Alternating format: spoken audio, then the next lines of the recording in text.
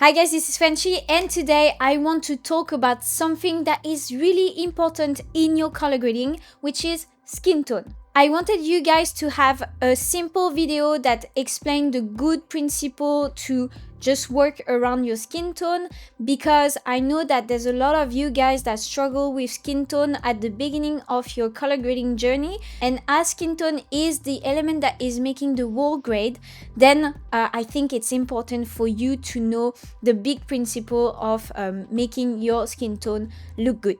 So for the disclaimer, this video won't give you one tip that will make your skin tone look perfect all the time, because this doesn't exist, guys, and I don't want to be this YouTuber that will tell you that this one tip will make your skin tone look amazing all the time, because skin tones always react differently in function of the light, but also the undertones of the talent. So this video will give you keys and clues on how to work your skin tone and to make it look good in your frame. So I hope you're gonna like it and have another perspective on skin tone at the end of the video. I'll leave you with the tutorial. So here we are in our timeline, and before we are jumping into tips for skin tones, I think this is good that we analyze how skin tones are made in movies and also in commercials, just to understand a bit more the principle of skin tones and what the skin tones represent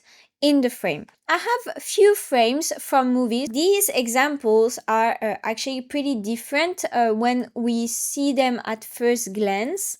You have different luminosity, different brightness, but also different setup, different cinematography, etc, etc. What is interesting with these stills is that the skin is always kind of in the same realm. So also, sorry, I haven't showed you, we have a commercial over here. So this is also to compare the skin in the commercials and the skin in films.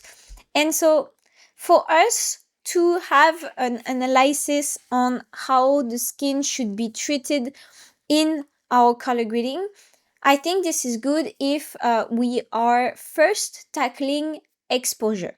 So skin exposure would be done by your DP on set. So technically this is something that you won't move around that much normally, because if you have a good DP out of the bat, you already have a good skin tone out of the camera. What is interesting in movies is that the DPs are great, but also the skin stay within the same realm in terms of exposure. So I just keyed the skin of my stills, and we can see on the waveform. So if you see in Oppenheimer, we peak at 640 here in data, and we go to 128 over here. So we stay around this spectrum of 640 to 128. Okay, so the other shot in Oppenheimer we go until 768 to 256, but this shot is a bit brighter, so it makes more sense in the setup. So here what is interesting in Everything Everywhere is that it also go down to 128 and it peaks at 640, like the Oppenheimer still over here. In Joker, we are a bit darker in terms of exposure, but we stay around this 128 for the bottom of our waveform, which is interesting actually, but we peak at 512. John Wick is actually pretty special. We're gonna come back to it later, so I'm just gonna go over the other stills, and we're gonna come back to John Wick a bit later in the video. But if you see in this movie also, we are having a bottom at 128 and a peak at 512. And this one, we have a peak at 640 and a bottom at 128. So if you just realize, the bottom at 128 is actually pretty common, and is the same for this commercial. The bottom is 128 and the top is actually 640. Okay, so what is interesting is that, of course, the data would change in function of the exposure, the scene that has been shot, etc., etc. But we stay within a spectrum of skin of 640 to 128. That is actually pretty common. This data of exposure can help us to expose our skin well if, for example, out of the bat, we don't have nail exposure for the skin. So knowing this principle, we can apply this principle on some footage. For example, right, I'm having this footage that has been linked in a certain way, and that also like allow me to identify the scene quite quickly because the lighting allow me to. So what I can do to just balance this image is to have my skin as an anchor. And so just like to take the same principle that we have done here, which is like we key the skin and we see where the skin is at. So here, like what I'm going to do is that I'm just going to take my qualifier. I'm going to key the skin. Okay. And I'm just going to go and just grab the skin. Okay. Like that. So let's just do a selection so it's easier. So this is only as an indicator. So this technique that I'm doing is only an indicator. This is actually like just for you to be guided. I also suggest to train your eyes and just do it by eye. So this is only if you are really beginner and you have no clue of where to put your skin.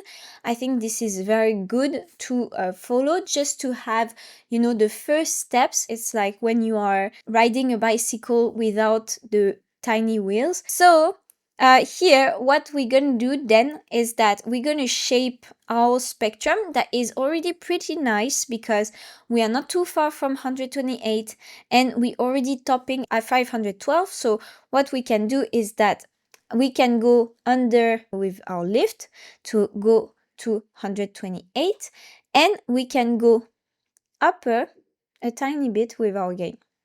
That's all. Okay, so now it's a bit weird because right now like I'm having only her selected, but I'm just gonna remove the selection and remove the window, and so now we have our exposure that has been done. I'm bottoming a tiny bit here on my waveform, so what I'm gonna do is that I'm just gonna bring up the lift to not like crush my shadows, and we should be pretty nice already. So what is nice is that just with this guide, you can put your skin in a nice place and make your exposure in function of your skin. So technically you are using only your primaries to already put your skin somewhere you like. What I can do is that I can create a node before and work on the roll off of the skin. And to create a better roll off, a nicer roll off, I use HDR wheels, and HDR wheels give me the possibility to work on the light. Sometimes lights can be too harsh on the face. You can see here that she has some reflection here that we can tone down. So I will just go to light and I will go down a tiny bit. So let's say -8, and you can see that this is before, this is after, before and after, and so it cleans up a bit more the forehead area, which I like. So this is the exposure for this one. I can also use this technique here if I want to. So I have my characters here.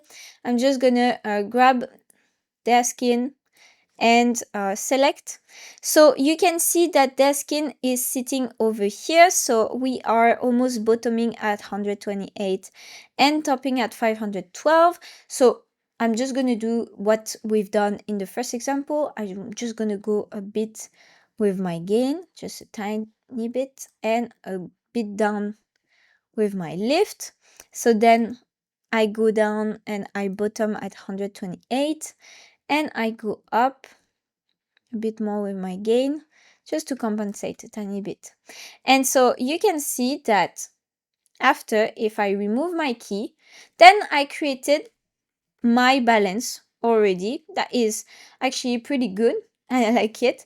And that has been done thanks to my skin. That was my anchor. So something that we need to note is that the skin is the anchor of the image. So what you have to keep in mind is that when you are building your image, the first thing that you need to have in mind is the skin tone. If the skin tone is nailed, then your look is going to be great. For me, I always look at the skin tone first. I will try to nail it in the primaries. Here you can nail it in the balance already, so in your primaries, and have a nice exposure for your skin.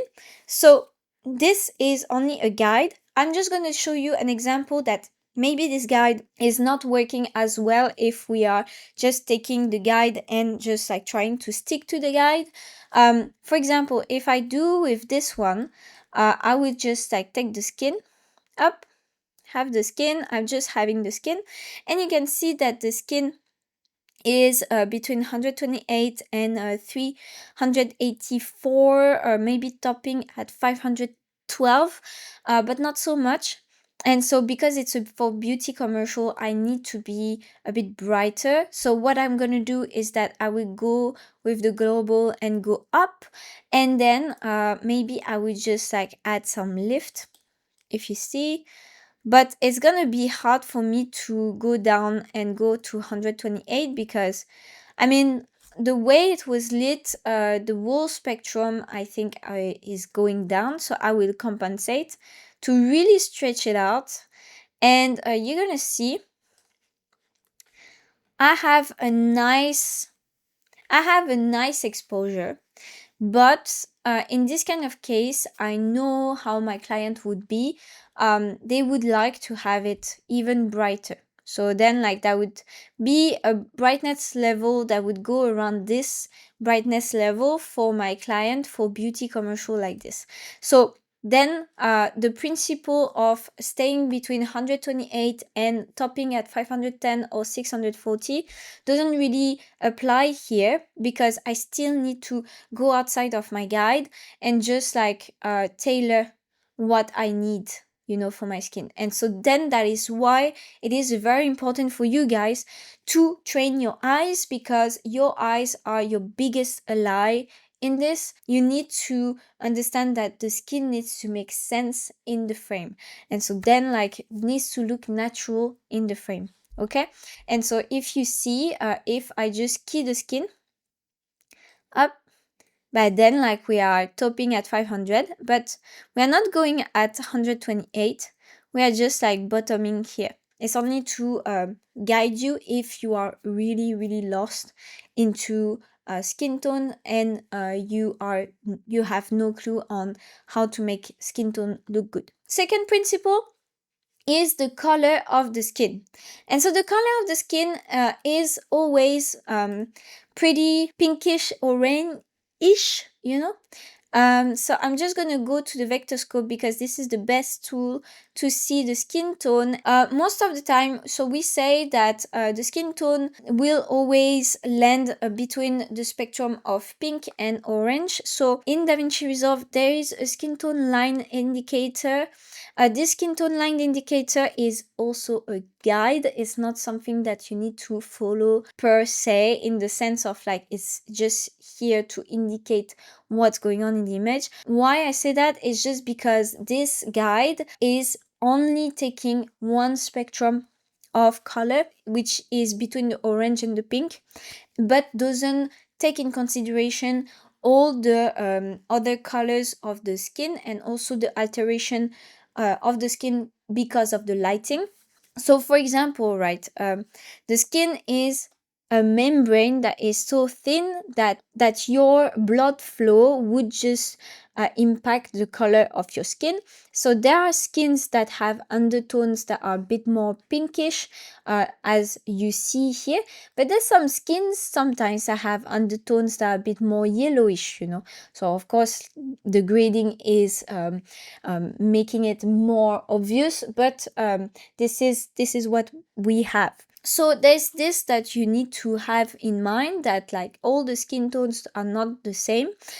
that the skin is a reflecting object, and so then the light can really affect the skin. The skin doesn't look the same when it's bright day, the skin doesn't look the same when it's night, the skin doesn't look the same when it's golden hour, etc, etc. So with this principle, we need to have in mind that skin is an organ that will actually change all the time. So what can we do about it? Because I say to you like, oh, skin is always changing, always changing, always changing. What you can do about it is actually just staying in skin tones that are believable, in the sense of like it needs to make sense with the scene that you are in. Okay, so I'm just going to show you what we have in the stills. So if you see in Oppenheimer, straight away we are quite far from the skin tone line indicator. Same here, we are far, not so far, but it's not the same color as this one, so it can change. Here we are more magenta and we are on the skin tone line indicator. Here we are way too green for the skin tone line indicator, but also if you see is the reflection of the light, which is normal then. Here we are completely outside, but this is creative intent.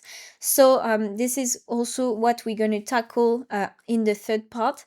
Here we are next to the skin tone line, but we are still quite off. We are not on the line. And here we are way too pink for the skin tone line, but when I just switch to the grade, it makes sense. It makes sense in the scene. And same for this commercial, we are next to the skin tone line, but we are not like on the skin tone line per se. What is important to remember from this is that as long as your grading has the same logic as your skin, then your skin will be fine. There's two principles for color. So there's the color of the skin that you need to pay attention to, and there's the color of the environment that you need to pay attention to. Let's see what we can do together. The thing that you shouldn't do for skin tone, and I'm quite adamant about it, is that you shouldn't qualify your skin and change the color of your skin. If you need to do it, that's last resort. Why? It's because it's gonna just isolate your skin and you're gonna move around the colors of your skin without moving the colors around from your environment or your grading, which then will make a skin that looks really fake in the environment. It is not going to follow the same lighting logic or the same color logic of your grade. What should I do? Here I've done the exposure already, so which is great. Now I can tackle for the color, and you can see that my talent from the get-go has yellowish undertone. She's not really going towards magenta. Let's just go to a node after this. So what I can do for this is that I can create a power window that would indicate me where is sitting my skin on my vector scope. So if I go to my round that I have here and my vector scope, you can see that my skin is a bit too much yellow for my skin tone line indicator. So what I can do, if I'm really beginner and I have no clue on how to make the color of the skin coherent in my image, what I can do is that I can just try to match a tiny bit more the skin tone line indicator, see if it works. Okay, so I'm just going to remove the window, and so you can see that it works. It's just that for me it's a bit too magenta, so that's why you need to be attentive. So we match the skin tone indicator, but it's a bit too magenta, so we can go back a tiny bit more just to have something a bit more natural. And so you see that this is before we were way more yellow, and now this is after, where we are a bit more magenta, neutral, and it works for our talent. Here we have a pretty coherent skin tone with the environment. Why did I do it with the color wrapper? It's because if I move a vector of color, then the things that are in the same color, in my surrounding would move with it. Most of the time it wouldn't bother, like for my look, because it will be very subtle. But it is good because the whole environment will move with the skin. So then it makes the skin believable in my environment. I can do this example, where this example, the skins are actually pretty magenta. And so if you see, if I go and I just check her cheek over here, we are very magenta. So what I can do is that I can do the same as what I've done, which is take, the vector, which is the red vector, and go towards, orange, up. And the thing is, it does something. The problem is that it is very patchy, and also it's not really natural. Why? It's because you need to also observe the scene. We have a scene where there is a projector in front of them. And so them being a bit bluish, magenta-ish makes sense in the environment just because there is a blue light reflecting on them. So what we can do then in this case is just toning down the magenta, and so then we have a better skin tone for the scene.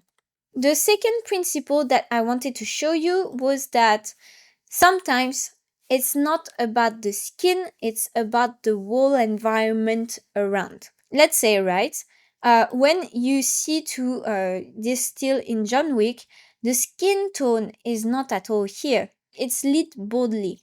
And so that would be a crime if, for example, us colorists, we would neutralize what the DP has done on set, just like for us to have orange skin tone that are fitting on the skin tone line. It is the same principle when you have a bold creative intent. Here, that would be criminal for us to just like try to neutralize everything to have a skin tone that makes it to the skin tone line, right? So here, what we need to do is that we need to work in the environment to make the skin tone work. Here I'm quite lucky because this footage looks pretty nice already in Rec 709, but we can make it better and make the skin a bit more believable in the environment. And so for this, we can use other tools to help us than just like focusing on the skin tone. We can use the color slice that actually would help us to manage our density, and so then like we'll also manage which color we are making brighter or darker to help our character to stand out in the image. So what I can do here is that I won't touch the skin tone, I won't touch the color of the skin tone, I can touch the color of everything around. Okay, also because if I try to qualify here, it's not going to be very useful because it's all in the shade of blue, and so then DaVinci Resolve will have a problem to key, right? So what I can do is that I can go to my vector of cyan and vector of blue and play with the subtractive saturation and the density. So I can have a bit more saturation in the blues and a bit more density, if you see. A bit more maybe a bit more density in the cyan, if you see, is quite cool. And let's see, up. And I'm just going to reduce a tiny bit the subtractive saturation in the blues. And here, if you see, so this was before, this is after we only use density, and we have a more distinct skin tone outside of the image. So this is before, this is after, because we are just applying this density around the character, and so that makes our skin tone pop out way more, and make our character believable if we want this kind of colors. of course. So that's why I think skin tones are very important in color grading. This is one of the biggest subject, of color grading, and this is justified because if you nail the skin tone, you nail your color grading. The skin tones are the anchor of your image and will actually dictate your grade around your image. So my advice in this are a few principles. Nail first your skin tones in the primaries. So what we have done here, you can try to regulate your skin tone with exposure. Second of all, use actually tools that are around a qualifier for your skin. So I use color wrapper because I like color wrapper, but if you want to use the curves like the hue versus hue, the hue versus sad, the hue versus loom, it's also a very good tool. And finally, there is also a principle that you have to get in mind, is that of course, just always respect what the DP has done on set. Never destroy the image because you need to color correct or etc etc. If the DP gave you the image this way, you keep it this way. This is good also to observe the environment around your skin and see like what can make your skin pop out in the frame, because sometimes actually just tweaking few things around your skin would make your skin look way better and way prettier because it pops out even more. So that's what I had for you for this video. I just wanted to pop out and have my take on the subject of skin tones. Skin tones are actually pretty important, but also a very broad subject because there is no just one tip to have the perfect skin tone, because skin tones depend on a lot of factors, lighting, undertone of the skin tones, etc etc. So this is not easy, I completely understand, but I think that with some elements I given you, I hope you can understand a bit better how you can build skin tone. But I also want you to realize that skin tone can go beyond that, because the skin tone live within the frame, and sometimes like then you don't really need to change anything in the skin tone. You just need to change stuff that are around the skin tone to make the skin tone look prettier. So yeah, that was all for me, guys. I hope it helped for you. I'm gonna come out with a new video on the beauty touch-up that we can do in the color page for the skin, and I hope you're excited for this video. I'm quite excited for it. I see you for the next video. See you guys.